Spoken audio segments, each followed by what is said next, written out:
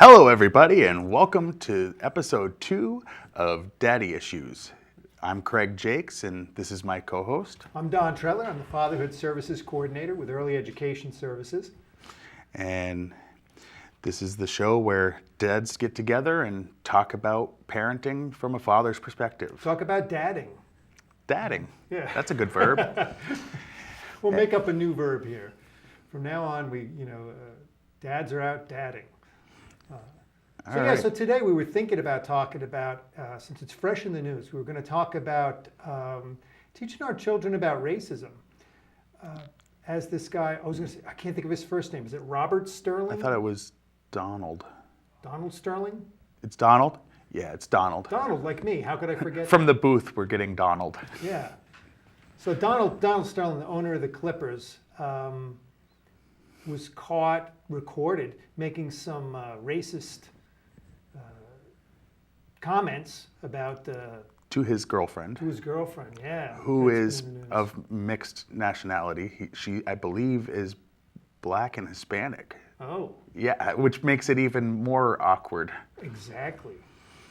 And now he's been banned for life from being involved with his basketball team that he owns. What a shame. So, what's a shame of it is that the Clippers were so bad for so long. They were at one time just the worst franchise in sports. And this year they were, right there, NBA playoffs, doing so well, and this had to come out. That's kind of rough. Yeah, I guess some of the things that he had said was that he was upset with her for taking a photograph of herself with, what's his name, Magic Johnson, and posting it on Instagram, and he didn't want her to post pictures of her with a black person. And she pointed out in one of the conversations, which, by the way, he knew were being recorded, he had told her to record their conversations because he was getting older and didn't remember things he would say and wanted to be reminded by her playing him back the tapes. So he said this knowing she was recording this. That's the scariest part, is he then still went on to say these things. But she pointed out to him, it's mostly African Americans that you employ. Right, it seems to which kind he of responded, well, I know that. I feed them, I clothe them, I buy their cars for them. Mm-hmm. Oh my word. Yeah, they were comparing him to like a plantation owner, and especially the way he was talking that way. Yeah. And even a little bit before that, there was a guy that was in the news. Did you hear about the farmer who they were making a big deal about? He was trying to farm land he didn't actually own, and it was government land, and he was saying that there's a legal precedent for that.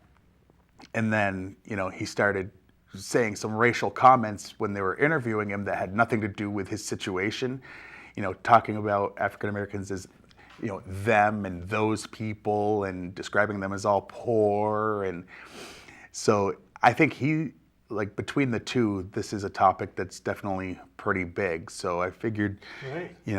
Well, have you had any instances where you've had to kind of address racism with your children? Oh, absolutely. I remember the first thing, before my oldest was even in kindergarten, he had gone with my ex-wife to a cooking class that she took, and there was a African-American lady that I had gone to school with that was in the class.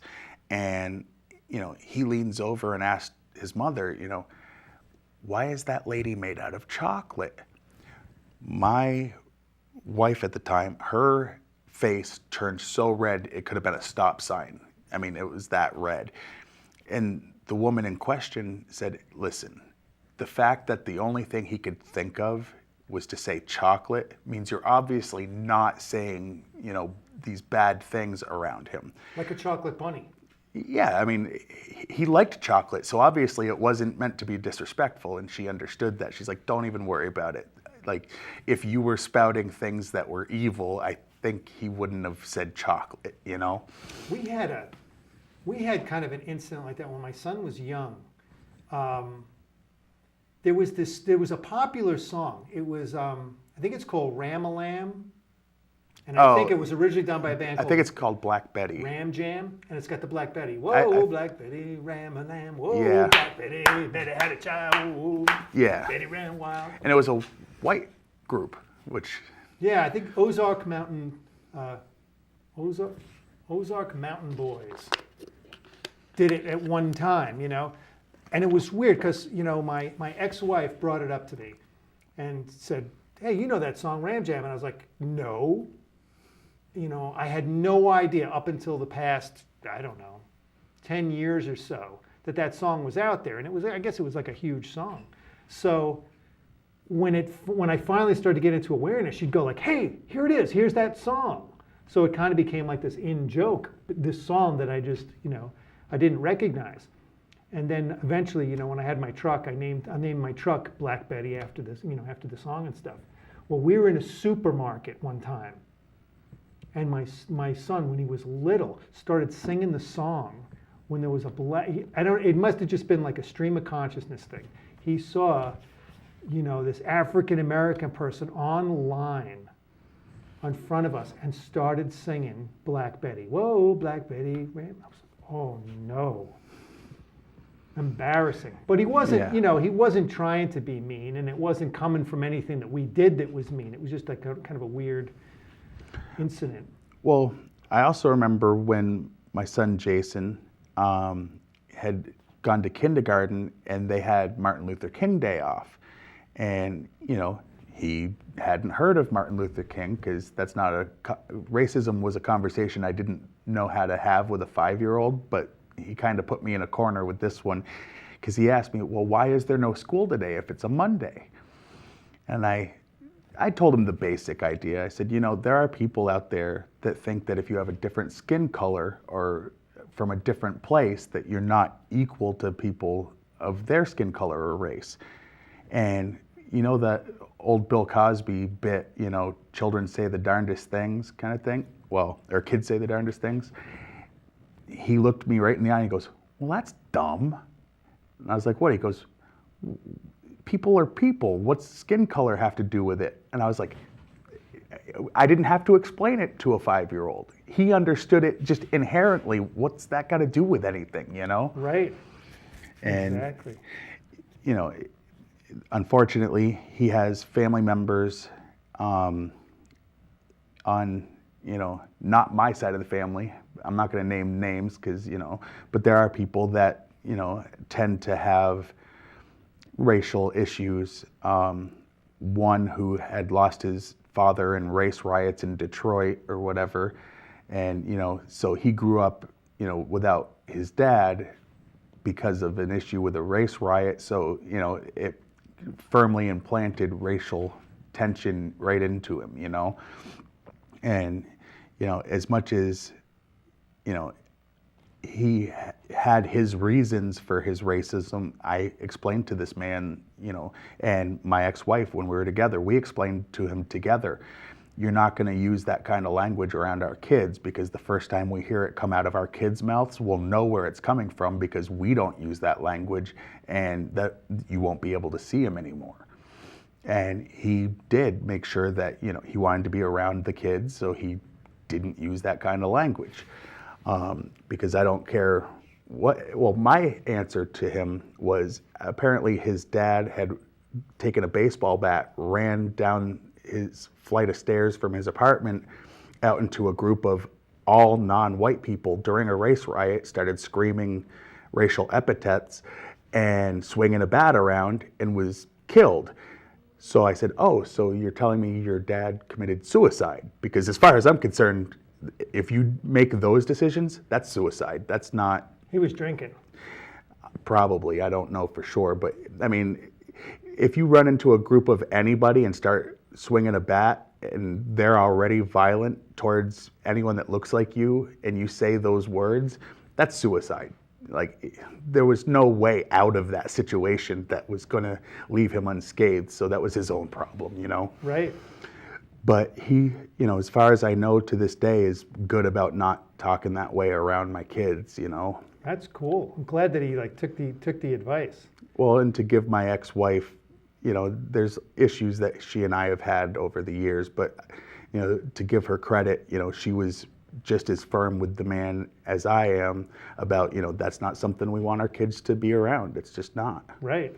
Well, about a year ago, last year, I took my son to see the movie 42, the Jackie Robinson movie.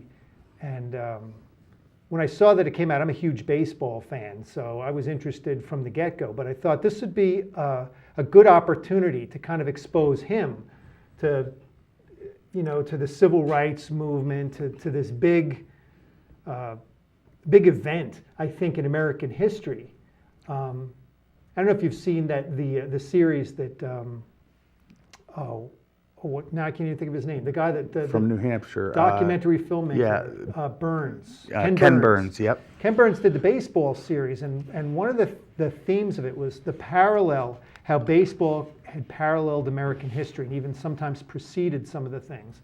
Like Jackie Robinson becoming part of the major leagues kind of preceded the civil rights movement and probably helped it along. Well, I wanted Jake to see this, so when the movie came out, I think it was rated PG-13, and I knew why it was going to be rated PG-13. So I tried to explain to him ahead of time, look, they're going to use some language and they're going to use some words in this that you're not going to be able to repeat. You can't repeat some of this stuff. Absolutely. Because it's not good stuff. But I wanted him to see the struggle that the man went with and how, specifically he had to really hold back from responding. That the team ownership had asked him not to respond in kind. And I thought that was kind of a great message for him. And so he saw it, and I don't think he totally loved the movie, because it wasn't a kid's movie or anything like that. But I think he got it. And I think baseball, I think back to when I was growing up, and I was into collecting baseball cards. So to me, way back then, being a baseball fan, some of the greats, back when I was a kid, and were like, Willie Mays was still playing, Hank Aaron, Roberto Clemente. These guys were the top players in the league. So I didn't look at them as being any different. I just looked at them as being great baseball players. Well, I know when I was growing up in Brattleboro, there was definitely a lot of people that would use certain terms and stuff, because to be honest, there really wasn't a lot of African Americans that went to school with me until later on. It's like there just wasn't a lot in Brattleboro at the time. But I was raised, to not feel differently about people. So, I mean, my mom was friends with a gentleman who, when I was, preschool age, I guess I had climbed up on him while he was sleeping and tried to use an eraser to clean off his face because I thought he had marker on him. But again, he took that as, oh, that's just cute because he doesn't realize that, but I didn't know. And I'm actually really glad that, my children are growing up where there is more of a, variety of different people. One of my sons, in his class, it's definitely a cornucopia of different types of people, and he doesn't think anything of it, There's, different religions, different ethnicities, and it would never cross his mind to use that as a reason to like or dislike someone. Right. I want to raise my kids where, they base someone's worth on how they behave as a human being. Period. And exactly. That's it, I remember one cool thing, sticking with kind of like the baseball thing, was we really lucked out. I was taking my son to his first Major League Baseball game, and I had to take him because my ex-wife was doing a craft show on I think it was like 4th of July weekend. So she wasn't going to be around. We didn't have anybody that was going to be able to babysit him while the rest of us, it's kind of like a tradition in my family, go to a ball game down in New York. So he had to come with us. And coincidentally, just the way it fell, my cousin lives in the same neighborhood with the New York Mets lawyer. So he got us baseball tickets to see the Mets play the Yankees. So that was my son's first game. You could never get those tickets. Those tickets basically get sold in a group where in order to get a Met-Yankee game, you had to buy tickets for 3 games as a package. So we were really lucky to go down. And so he's going down to the game, and the 4 of us, my brother, myself, my nephew Simon, and my son Jake, were all in the car going down. This was a few years ago when he was a little younger. And he couldn't remember the name of the baseball player. So he said to us, he goes, "Gee, I hope the guy with the brown face is going to play." Meaning, I knew exactly who he's talking about. It was like, our favorite player, Jose Reyes, but it was so cute because it was so naive, that he liked the guy with the brown face. And we all kind of giggled at how, sweet it was, Well, and then there's the inadvertent stuff where, someone's not meaning any harm by something, but it definitely can be taken bad. For example, I was at a grocery store a few years ago, and there was a African-American gentleman who was very tall in front of me in line, and this teenage girl running the register, looked up and she's like, "Whoa, do you play basketball?" And he just kind of got this look like, "Oh, I've heard this before." And I leaned over and I was like, not every tall black person is actually a basketball player. But he had a good sense of humor, but he goes, "Oh no, I hurt my knee and, never made it past college ball." And afterwards he was talking to me on the way out. He goes, "I appreciate you, saying something." He goes, "But she didn't mean anything by it." And I was like, "Well, I know that, but it's like, think before you speak." You know what I mean? Like, she just assumed, wow, he's tall, he must play basketball, And I don't know. It's those little things like that where some of them I don't understand. I have a friend who she's, of mixed ethnicity that my girlfriend and I have been hanging out with lately, her and her boyfriend. And, I told her, I was like, I never understood a lot of the, these people like this thing. I was like, fried chicken. I like fried chicken too. You know why? It's delicious. Like, does it matter what color someone's skin is to enjoy KFC or enjoy homemade fried chicken? Like, what is that? To me, I don't understand where that comes into race. It just doesn't, It's like, it just happens to taste good. It's like, what? Because I'm white, I like pizza or something? Like, right. I thought everybody liked pizza. Like, when you say that, it reminds me of some incidents, in my life where I encountered some of that. Really, really, you start to become aware and start to become uncomfortable. During my first couple years of college, my best friends were a couple of African-American twin brothers, and greatest guys. And I went to the movies with them, and I forget what the actual feature movie was, and it was like a midnight movie. It could have been like Rocky Horror or something. But before the movie, they started to show some old Three Stooges shorts. And during one of the Three Stooges shorts, in some of those older films, they have African American people in as cooks or waiters or something like that. And when the guy came up on screen, and of course he was a caricature. He was like this total caricature. He came up on the screen. We're all in the dark. People started, yelling out racial epithets. So they didn't do. I'm there with these, either both of these brothers or one of them, and of course. And you actually mean brothers because they were related as siblings. Exactly, twins. One of the twins. Just wanted to, Yeah, make... I mean, I didn't call those guys the brothers, but anyway, I just remember how uncomfortable I was sitting there with them and imagining how they felt while these people were yelling that out. Probably, it was college. Some of these people had probably been drinking before they even came in there, and not aware that they're hurting people's feelings, when they're doing Or not even caring. That's the big part. I mean, I just recently was talking to someone that I'm not a big fan of hockey anyway, but this guy apparently very racist. I didn't realize that, and all of a sudden the things that were coming out of his mouth bothered me. And he was like, now they're even letting him play hockey. I was like, wow, letting him, first of all? Second of all, what? It's like, if you're a sports fan and you hate anyone, I mean, the biggest stars are not Caucasian. They're just not. That should, like you were saying, you looked up to a lot of people, and they were the best in the league when it was, when you were watching baseball as a kid.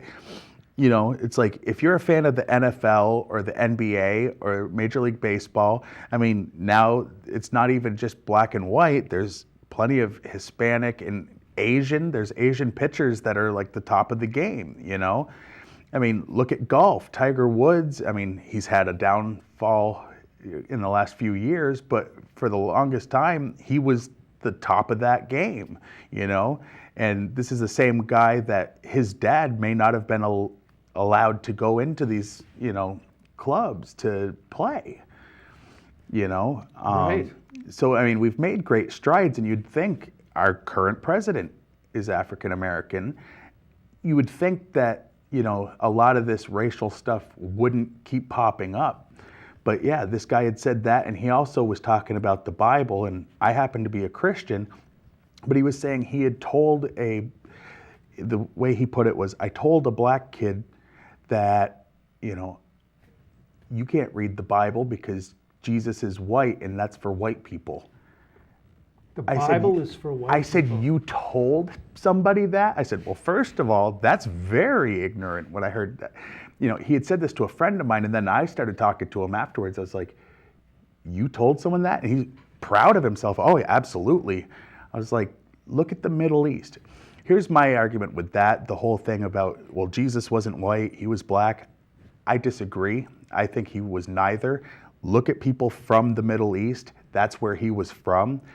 He was probably that skin tone, like the, Jewish people of Israel and the Muslim people, like that darker, like more olive skin. It would make sense that since that's where he was born, that's what he would have been. So when people say he was white, no. When they say he was black, I doubt that too.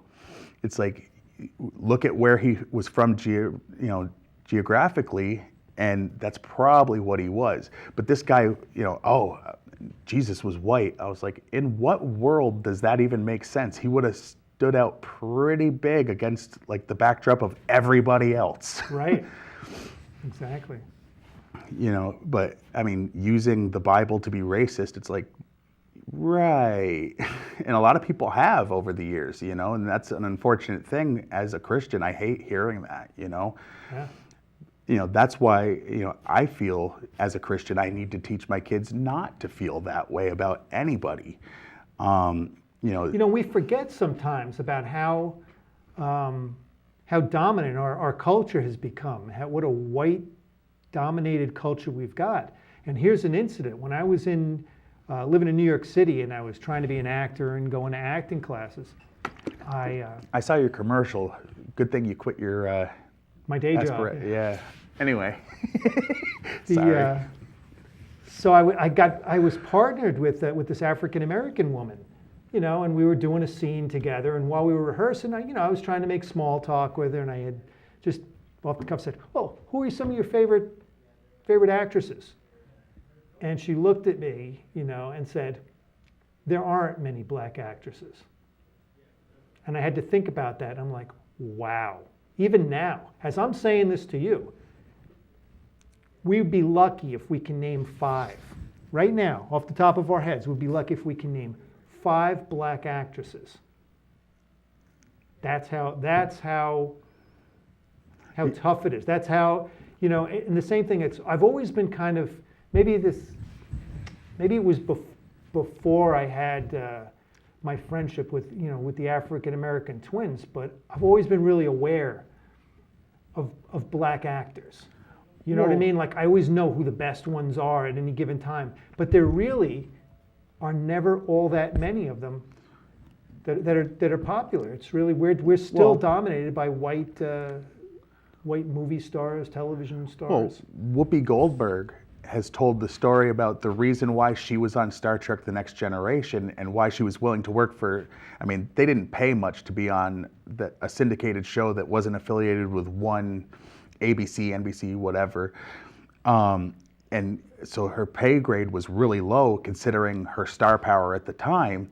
And she said the reason she signed up for it was when she was a little girl, she was adopted by a Jewish family, which explains the name Goldberg or whatever, but she watched an episode of Star Trek and ran into her mom and said, there's a black lady on TV and she's not just like working for the white, she's like right on the bridge and, describing the power that this woman had, which was definitely intentional on Gene Roddenberry's part. He would refer to, equality many times throughout that show. He was very progressive that way. But she ran in, she's like, and they're not making her cook or clean or, she's got a very important job. And that inspired her to become an actress.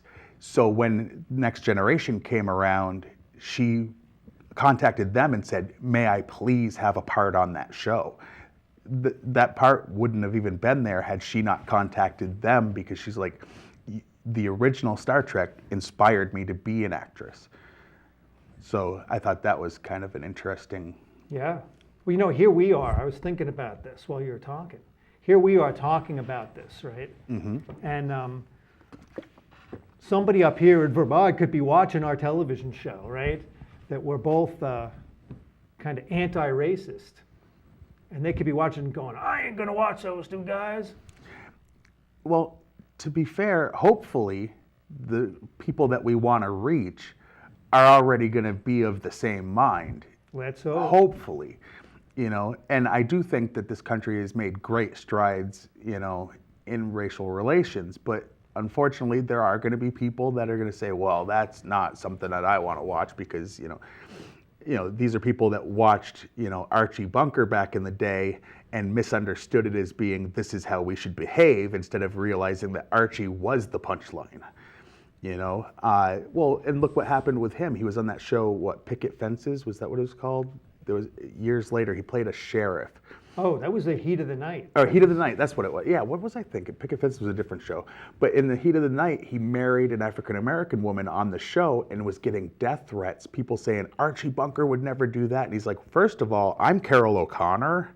I'm an actor, first and foremost. And he's like, I really wasn't Archie and didn't feel that way. And B, I didn't really marry an African-American woman. These are characters I played on television, Right. But people didn't get that, It's like, who watched, All in the Family and didn't get that he was the joke?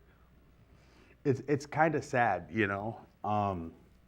And what's also sad is, that there's actually a possibility someone's going to watch this show right now and say, well, what do these two white guys know about racial issues? Why are they even talking about it? Because they're white. They don't know the struggle. And I haven't lived through it, but I have plenty of friends that I've made throughout my life that are not white.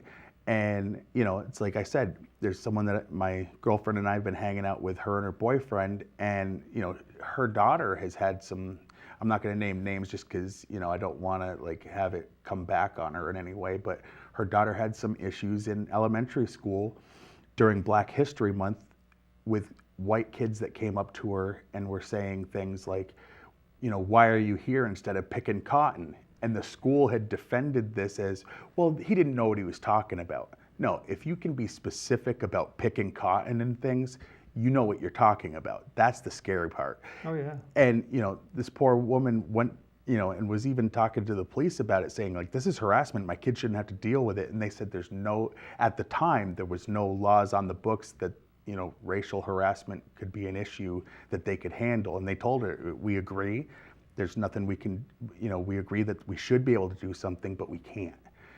But I mean, how sad that someone in elementary school, not even middle school, has to deal with that kind of stuff. Oh, sure. Even now. We probably have no idea what other people have to deal with as far as racism or anti-Semitism, sexism, homophobia. Absolutely. We're just regular, we are supposedly the white guys, Well, and the thing dominant is, culture. absolutely. Well, this is like here's another experience. Like when I was talking about that the African American actress who kind of pointed out to me, and I realized, wow, there really are not many black actresses. There's a guy that does a lot of stuff around violence against women, and he had written a book, and I saw him do like a presentation for the book, and he asked like the whole like audience full of people. He goes, "What have you done to protect yourself against sexual violence?" Now the men basically said, "Well, I don't go to prison." But the women had whole lists of things like make sure at night I park in a well-lit area, make sure I have my keys in my pocket, take self-defense classes, and the list goes on and on. So we as men have no, in a lot of ways, have no idea what they go through. And if we kind of put ourselves out there and think about that, think about what it's like to live as somebody else, as somebody African American, as a woman, you start to realize, boy, it's life is a lot tougher for other people than it is for us. That's why when I'm on the line at the supermarket and I go to have a conversation with the lady in front of me, that's why she kind of goes, it's not a personal thing. She's not personally has something against me. She can't take the chance to talk to a strange man because she doesn't know if I'm going to follow her to the parking lot, if I'm going to follow her home, if I'm going to stalk her. Women don't know. Yeah, and it's definitely a scary thing, but I actually have an answer to that. I know it's a little off the racism thing, but I guess sexism could be included in this conversation, or, any violence towards any group. My thoughts on that is, and of course I'm, pro-gun ownership, legal, registered, not for people that, have felonies or have assaulted women or whatever. In Vermont, if you've been charged with, spousal abuse or domestic abuse, you're not allowed to carry a gun. And I'm okay with that because some people have lost the right. I believe everyone should be able to if they choose, but I also believe that you can lose that right. But I think that every woman, this would stop any chance of those kind of attacks. Every woman at birth should be issued a gun. Pink if they want, I guess. I don't know, or decorative, maybe, bedazzle it in some way. Even if only half choose to carry it on them, what do you think the crime rate attacks towards women is going to go down if there's a 50-50 chance that she's got a gun? Would you take that? I mean, you wouldn't take that chance anyway. That's not your MO, but I'm just saying, the chances of anyone following through with that, knowing there was a 50-50 chance they'd catch a bullet, I think it would lower that rate down to pretty much zero. Yeah, well, but also might inhibit us in trying to make the first move. Well, true. In a truly romantic or. You want some coffee? No. It's like, okay, I don't want coffee. That's could get generalized over. But yeah, I mean, so no, we can't truly know what it's like to walk in someone else's shoes. But I mean, my dad. I don't know if you've ever read Black Like Me. This was, I think, in the 50s. There was a white guy that went undercover, took some drugs that darkened his skin, added some things to darken his skin to make him look legitimately African American instead of, just shoe polish or something like that. And he lived for a month and wrote down an insider's point of view as an outsider, now an insider, finding out what that was like. He shaved his head so you wouldn't be able to tell that he didn't have, that he had white hair or whatever, and he went undercover. Now, that's not a politically correct way to do it nowadays. I don't think that book would sell as much, but he was truly doing it for the good of trying to find out the struggle of someone else. Right. Nowadays I just don't think it would be kosher, as it were. But yeah, my dad gave me that book, and it was definitely an interesting read anyway, to see, because people started treating him very different. And again, I think this was in the 50s or so. And, so we've come a long way since then, I'll put it that way. Yeah, and both of us, have, the same attitude about this. So as parents, we try to bring up our kids just to accept people as people, whoever they happen to be, and not, I know I don't think I have anything against any groups of people or anything, so that I don't present that in front of my son, so he doesn't pick up any of that, any of my putting anybody down. Yeah, if I have a problem with someone, it's because of something they have personally done to me, or someone in my family or a friend. It has nothing to do with anything else. And I think my kids and my girlfriend's kids too, it's rubbing off on them to feel that way.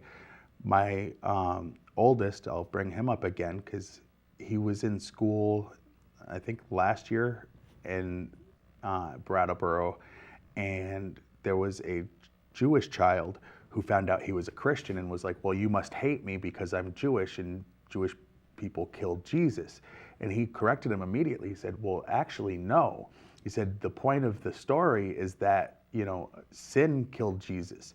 Yes, there were some Jewish people. He goes, first of all, it was the Romans that nailed him to the cross, not Jewish people. He goes, yes, there were some Jewish people who said, we want him convicted. He goes, but the fact of the matter is, the reason he was nailed there was for our sins. He goes, and he had to do that to save our souls according to my faith. He said, so no, I don't have a problem with the fact you were Jewish, considering he was also Jewish.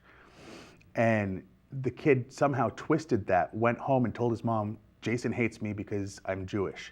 It's like, he said the exact opposite, And, I had to talk to the teacher about it, and I talked to the kid's mom, and it got all worked out. I was like, one thing this kid is not is, hateful towards anybody. The fact that he's a Christian doesn't make him hate Muslims. It doesn't make him hate Jewish people. He doesn't hate atheists. He doesn't hate, he just believes what he believes, and he doesn't try to push it on people. And that's the way I'm raising him. But it doesn't have anything to do with, where someone else comes from. If he likes you, he likes you. If he doesn't, he doesn't. And that's a personal thing with you, Right. And that's what I want for my kids and my girlfriend's kids, is to make those decisions based on someone specific, not a group. And what's inside the skin. I mean, my favorite form of music is rap music. So I'll have, music that definitely uses some harsh language that I listen to, but my kids know there's certain words you're not going to say. Right. And I worked with an African-American guy who also liked rap, and we were in the car, and I'm singing along with the music, how you do when there's music you like. And I realized that a certain word was going to come up, and I had to quickly decide in my head, do I say it nonchalantly like I'm just singing along? Do I change it to something else? Do I just not say anything? And I wasn't sure what to do, so I just pushed him out the car. Anyway, that obviously a joke, but the fact is, it does make you feel a little weird if you're playing music that has those words or whatever. And the guy was used to that music because it was music he also listened to, but what do you do with that part? It's like, you can't really say it, because as a white person, like, that's just not our word, and it shouldn't be. And I get that. But it's like, if you try to ignore it, is he going to think you're just doing that because he's there? It's like, so how do you handle that type of thing? Or like, my son watched for the first time probably a couple months ago, Blazing Saddles. Very funny movie, very full of racial slurs. I mean, one of the co-writers on it was actually, what's his name? Oh God, I can't even think of his name. Richard Pryor. He was one of the writers on that movie, and he threw in a lot of those words. But the message of the movie was that, it's like these people should respect this man who's now their sheriff. Like there was a positive message, but there was some horrible racist language used in it, but mostly by the bad guys. And some of the good guys changed their minds slowly throughout the movie. But I mean, how do you, well, if your son came to you and said that he heard a certain word, and you know which one I mean. I just don't feel comfortable even saying the letter. Most people say, oh, the N word. But I don't like that either, because you know exactly what that is, and that's just like a politically correct way of getting around saying the word. You know what I mean? And they say it on the news all the time. It's like, this teacher said this, and it's like, okay, but you basically just said it, and now you're putting it on me because you put the actual word into my head, making me feel bad for having that word in my head. Own it or don't say it at all. It drives me nuts. It's like, don't put that on me. I wasn't thinking that word. Keep it out of my head. Well, in the last episode we talked about I mentioned the movie, what was that movie I talked about that I said had a positive message? American History X. Right. And again, very racial, but had a very good message of someone who was a skinhead changing his point of view. So I have let my oldest son watch that. I still haven't let the 9-year-old watch it because it's beyond him, but my 13-year-old has seen it. But he's able to understand that the message is not to behave like these people. Like, this is not acceptable. Right. I know there was a story in the news years ago where there was a play that was being done at a school, and this kid played a bad guy who was racist. I think it had something to do with Hitler or something, but it's a few years old. I don't remember exactly. But he played this bad racist guy as the voice of Cartman from South Park. And they thought that that was horrible. And he's like, but you're not supposed to act like Cartman. That's the point. Is like his friends all like point at him as like, that's not how you behave. He's supposed to be the embodiment of what you don't behave like. Right. Which means that little kid understood the part of South Park where they're accused of being racist. Well, first of all, when you hit every single group, are you being racist? Especially when the people they attack the most are white people, which they are. Like, how can you call it racist if they make fun of everybody equally? I had an issue with that myself, not with race, but at my son's birthday party years ago when I was still married, we had a friend who was in a wheelchair. And I, joke around with my friends and, kind of bust on each other all the time. And it's, always taking shots at one another. No one else involved her in this. But during this whole birthday party, kids running around, I went over and sat down next to her. I said, must be nice to not have to get up and chase after these kids, huh? And I had someone else go, do you want me to slap him for you? And she's like, no. He does that with all his friends, mocks all of them, and he's the only one here treating me the same as he would treat any of his other friends. The fact that he was willing to joke about it means he's treating me fairly. Everyone else wants to walk on eggshells about the subject of me being in a wheelchair and paralyzed from the waist down. He's willing to include me in his joking. He's the only one treating me the same. Right. But I love the fact that she took the position of, no, I see what he's actually doing. Then I asked her, since it was downhill home, if I could just sit on her lap and ride her. But whatever. You know what we also talked about last week too is we brought up Song of the South. Oh, which, God, yeah. I guess you can't purchase it anymore in this country, so you can't see it. I saw it, I guess, when I was a kid. Mm-hmm. And I guess it must have some kind of racist element to it. Very much so. I mean, what was his name? Uncle Remus, wasn't that the name of the character? Uncle Remus, yeah. Yeah. I mean, he was very much, the embodiment of, the same thing as like the Amos and Andy kind of stuff back in the day, It's like, it was okay for an African-American to be in this movie, but he has to act like the yes, sir, like that whole thing, like that, oh. So oh, it wasn't even slight overtones. So you're not. So we're not allowed to watch it anymore. But what about it gets into? But there's a historical perspective that means that, like, why can't you show that to your kid as an example of this is what was considered okay? Can you believe that? Right. Like doesn't the same thing go for like Tom Sawyer and Huckleberry Finn, where they had additions where they took out Jim's first part of what they called him because, oh, well, that's offensive. And some internet geek took that, translated it, or not translated, but like copied it word for word, and every time it said that word throughout the book, they replaced it with robot just to show how ridiculous it was to edit it out of it, considering the context of what the story was. I mean, it was a positive message of these kids didn't care that he was an African American. right, yeah. Like they used that word because that was the word that they knew, but they certainly weren't trying to be racist. It's like that was, in a way, trying to like bring to light some of the racist issues of the time. The point of that character was actually to try to turn people's minds around on the subject of race, but he had to use the language of the time in the book. But I mean, can you imagine reading about Robot Jim? That actually exists. And that's the only thing. They just took that word and put robot in its place. That's the Right. only difference. I guess they, I don't know how long it took them to do it. So basically, as a culture, we're trying to edit history.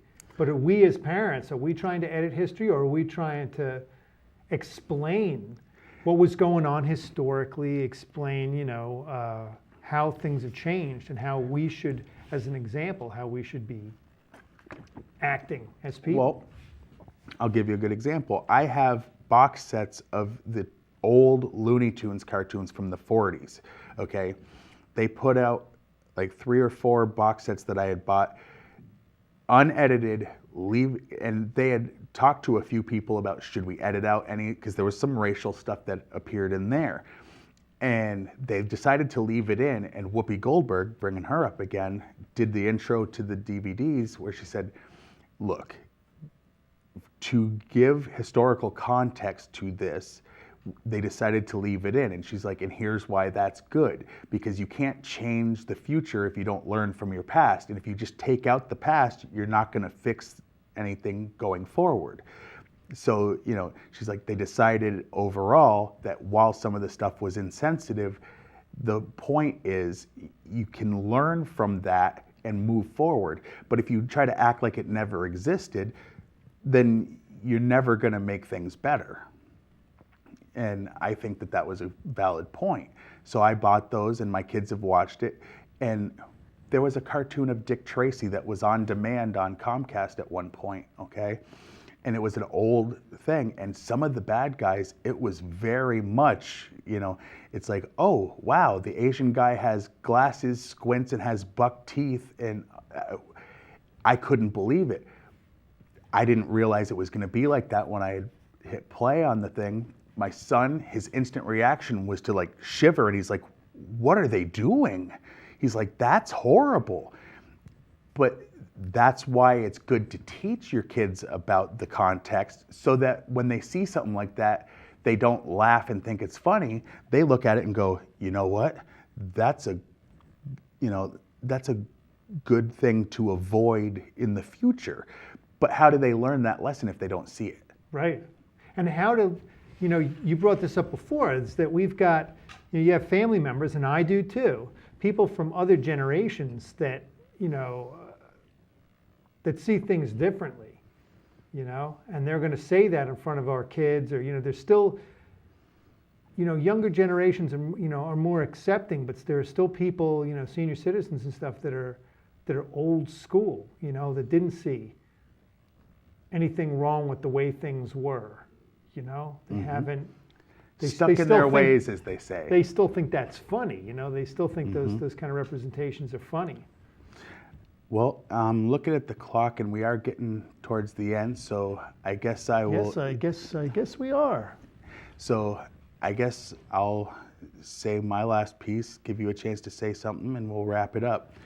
So I guess when it comes to racial issues, I think, address them age appropriately when your kids come to you. If they have any questions about Martin Luther King Day, or if they hear a word in a song or on TV, but try to base it on what's age appropriate for them. And, let them know how you feel about the situation, and let them know your expectations of what they can and they cannot say. And, hopefully we can all teach our kids to be open-minded to anyone of any color. Right. I mean, I'm not trying to hit my son over the head with this, trying to hammer into him, because I think in a way that's going to have that negative effect. So I think the most powerful thing is modeling, is how I treat other people, how his mom treats other people. And, if we treat other people, all other people, with respect, then he's going to learn that, and he's going to grow up to treat other people with respect and not think that it's right to laugh about other people's differences. Absolutely. So until next time, this has been Daddy Issues, and wait till your father gets home.